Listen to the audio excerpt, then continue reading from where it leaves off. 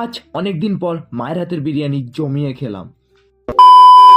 সকালবেলায় তখন আমি ঘুম থেকে উঠেছি আর আমার মুখ চোখ থেকে বুঝতেই পারছো আমার শরীর একদমই ভালো ছিল না। চোখটাও ফুলে আছে আর গলাও ব্যথা। আগের দিন বৃষ্টিতে ভিজেছিলাম, সেই জন্যই ঠান্ডাটা লেগেছে।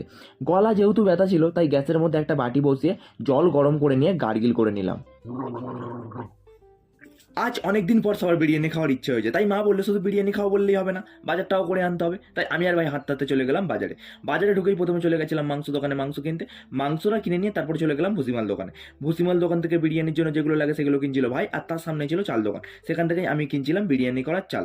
মা যেগুলো বলেছিল সেগুলো কিনে নিয়ে চলে এলাম বাড়ি। বাড়িতে এগুলো রেখে দিয়ে আমি চলে গেছিলাম দোকানে। A few hours later. ওখান থেকে ঘরে চলে এসেছি, এখন খেতে লাঞ্চ করতে এসেছি। আর মা রান্না করছে বিরিয়ানি। ওহো, মাংস করছে, এ হচ্ছে আলু। মা কতক্ষণ লাগবে আর? ওকে ওকে, 30 মিনিট ওয়েট করার পর খুশবু বিরিয়ানিটা দেখে শরীর খারাপ একদম কোথায় যেন চলে গেল।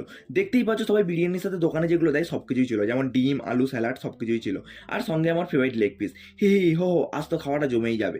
তারপর বেশি দেরি না করে লেগ পিসে কামড় দিতে দিতে ফটাফট বিরিয়ানিটা খেয়ে নিলাম। আর লাস্টে আমার প্লেটে এই অবশিষ্ট ভাতটাই বেঁচেছিল। থ্যাংক ইউ মা, অনেকদিন পর বিরিয়ানি বানানোর জন্য। খুব ভালো হয়েছে বিরিয়ানিটা, একদম এপিক।